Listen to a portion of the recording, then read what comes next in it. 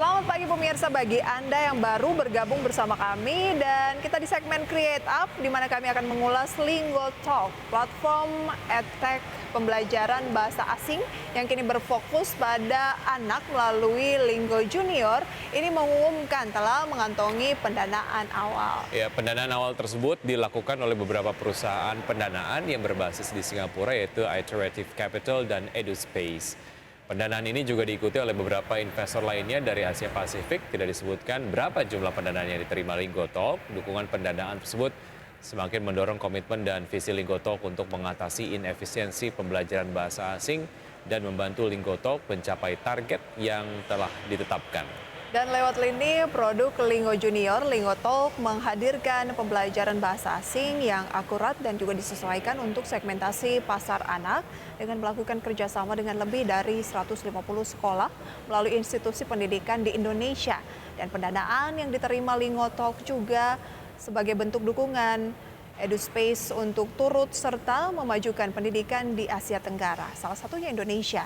Dan sebelum memperoleh pendanaan ini, Lingotalk merupakan lulusan dari program akselerator Startup Studio Indonesia batch kedua yang diadakan oleh Kementerian Komunikasi dan Informatika pada tahun 2021 lalu.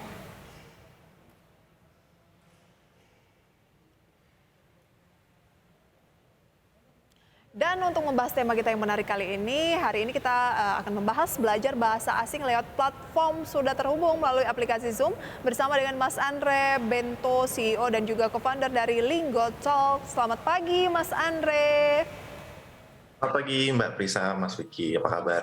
Kabar baik. Terima kasih sudah bergabung bersama kami Mas Andre. Kalau kita bicara mengenai pembelajaran dari bahasa asing, apa sih yang membuat aktivitas belajar bahasa asing ini cukup menantang? Apa saja kendalanya?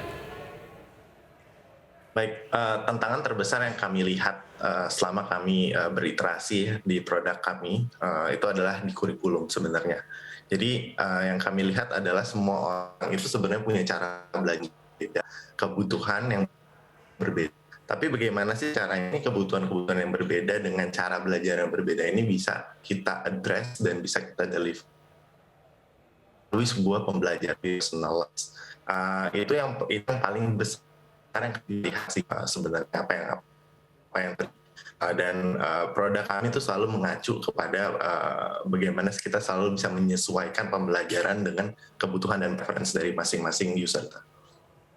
Oke, ya. Terkait dengan kendala-kendala tersebut, metode pengajaran yang diterapkan di Lingotalk seperti apa, Mas Andre? Ya, jadi karena kami ada perusahaan edukasi teknologi ya, EdTech, tentu saja kurikulum yang kami kembangkan itu bersamaan dengan teknologi yang kami develop juga. Teknologi yang kami pakai kebetulan adalah machine learning, dan machine learning ini spesifiknya adalah recommendation system. Jadi yang tadi saya sebutkan soal needs and preference yang berbeda itu, kita coba kegabungkan data-datanya supaya bisa lebih personalize melalui recommendation system yang kami buat, sehingga users itu sebelum mereka belajar sama kita, the main idea adalah bagaimana caranya mereka itu di pre-assess dulu nih. Apa sih skillnya mereka, apa sih sebenarnya cara belajarnya mereka, apakah lebih visual, auditory, read atau kinesthetic, level mereka udah sampai mana dalam pembelajaran bahasa itu, dan tujuan mereka belajar itu apa. Itu coba kita pre-assess dulu di awal, sebelum nanti mereka punya dashboard sendiri nih yang bentuknya adalah sebuah rekomendasi. Seperti misalnya kita nonton film, kita misalnya subscribe di salah satu media-media, itu pasti kan kita punya sebuah algoritma ya, atau mungkin di e-commerce kita juga kalau misalnya kita lihat apa yang direkomendasikan untuk kita. Nah, ini untuk pembelajaran bahasa, dashboard kita juga seperti itu. Ini yang kita rekomendasikan cara belajar yang sesuai dengan kebutuhan dan preference dari user ini. Dan learning materials yang kita buat itu lebih topic based ya modelannya. Jadi kita lebih mencoba agar pembelajaran itu bisa lebih imersif, nggak fokus kepada mempelajari atau menghafal sebuah grammar atau vocabulary, tapi kita lebih pakai topik-topik pembelajaran yang kira-kira nanti relevan dengan apa yang akan mereka hadapi dalam menggunakan atau encounter bahasa tersebut. Baik. Itu yang menjadi metode utama kami yang kami terapkan di Lingotalk. Oke, di Lingotalk sendiri ini bahasa yang disajikan bahasa asingnya bahasa apa saja? Kita sebenarnya ada, kalau misalnya di web itu pasti teman-teman bisa ngelihat sebenarnya kita ada 10 bahasa, namun memang bahasa yang kita fokuskan itu di bahasa Inggris dan Mandarin. Hmm. Oke, di Oke. 2 bahasa itu dulu ya. Tuh. Oke, kemarin saya cek di YouTube-nya ada pembelajaran bahasa Prancis soalnya, tapi sejauh ini fokusnya adalah hanya di bahasa Inggris dan juga Mandarin. Oke, tadi ada Kami sampaikan fokus. beberapa metode pengajaran ya yang kemudian disampaikan lah oleh Linggotalk kepada pesertanya begitu ya. Nah, efektivitas dari metode-metode itu seperti apa, Mas Andre? Eh, yang kita lihat adalah 210% lebih efisien. Karena ini yang dari hasil riset kita yang biasa dibahas di kelas-kelas bahasa asing secara konvensional yang ada di Indonesia, itu sekitar 8-10 jam materi yang sebenarnya ingin disampaikan.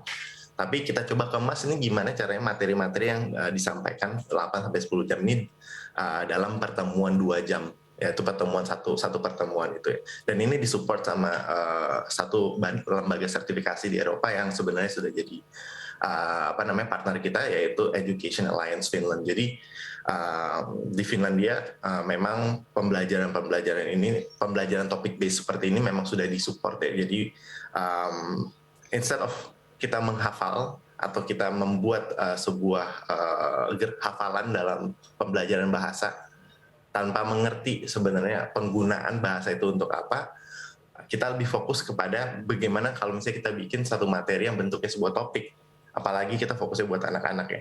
Jadi anak-anak tuh lebih bisa stimulate dulu, mereka bisa lebih engage karena lebih relate nih sama sebenarnya apa yang mereka hadapin sehari-hari dalam sebuah topik-topik pembahasan.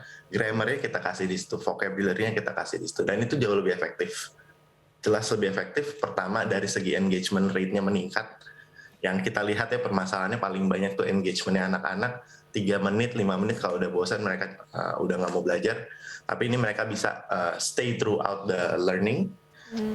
Karena dari awal tuh kita bentuknya dalam bentuk topics, jadi mereka nggak berasa kalau mereka lagi belajar sebenarnya. Gimana biar nggak Yang bosan kedua, gitu ya? materi-materi yang mau disampaikan itu udah masuk ke dalam topik yang kita udah kemas tersebut di setiap pertemuan. Jadi yang harusnya disampaikan 8-10 jam, materinya itu kita bisa padetin jadi 2 jam. Oke, tadi Anda sempat menyampaikan bahwa ada kerjasama ya dengan pihak luar ya, Eropa ya.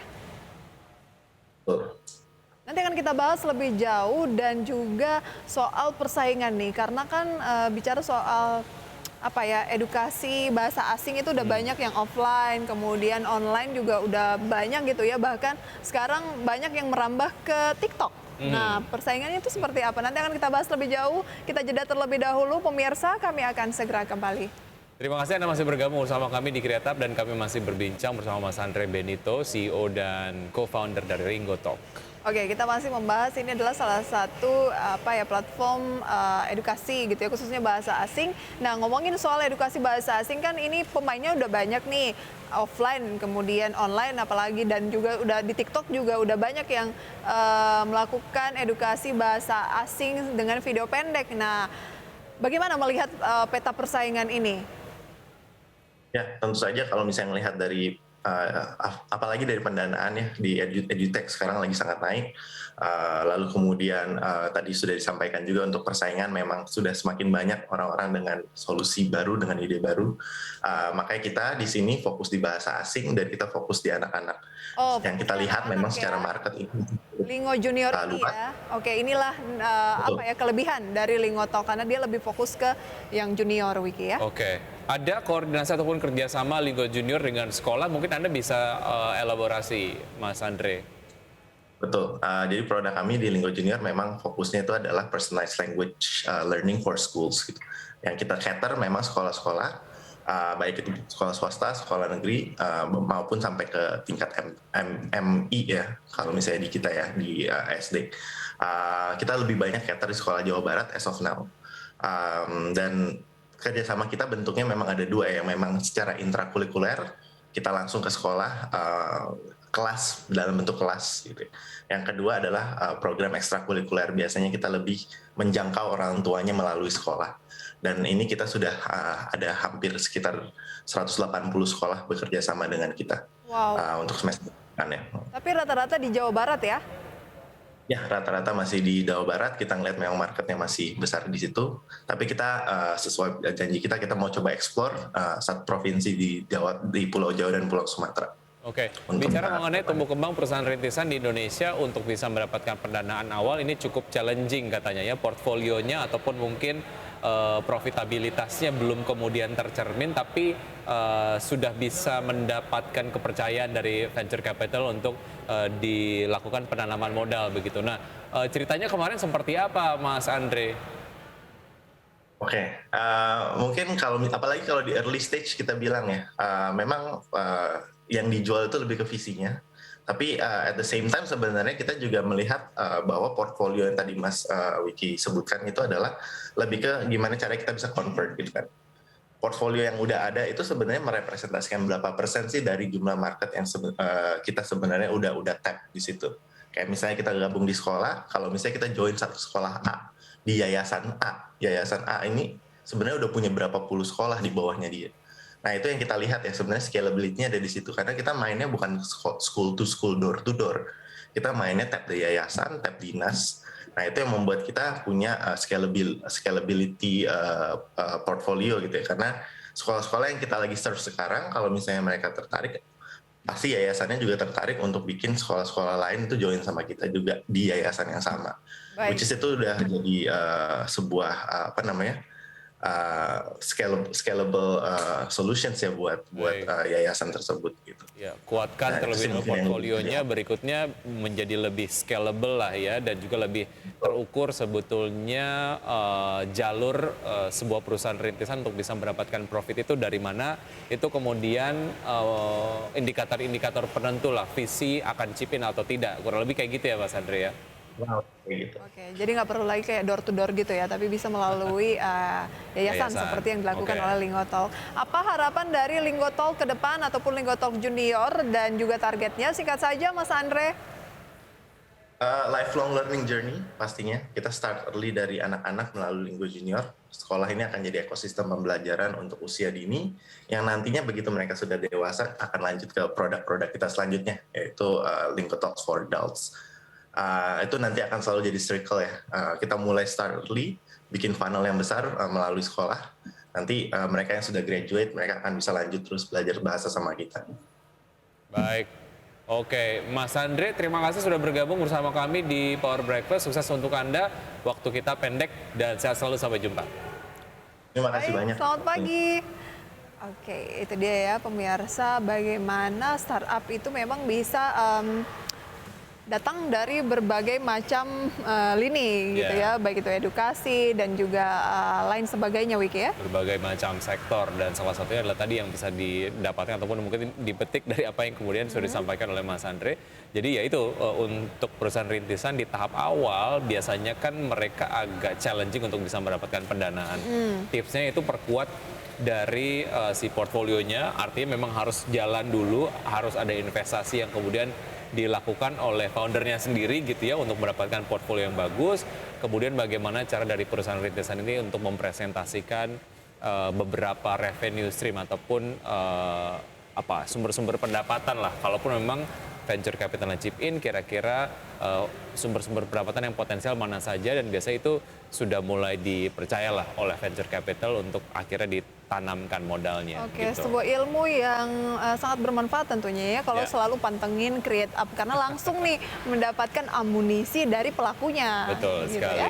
Mudah-mudahan ya jadi inspirasi untuk Anda ya, dan sudah 90 menit kami menemani Anda di Power Breakfast. Dan pemirsa, semoga pembahasan ini dapat menjadi referensi untuk Anda. Jangan lupa untuk selalu memperbarui informasi Anda hanya di IDX Channel, your trustworthy economic business and capital market channel. Saya Prisa Sombodatu. Dan saya Ki Adrian. See you in the morning.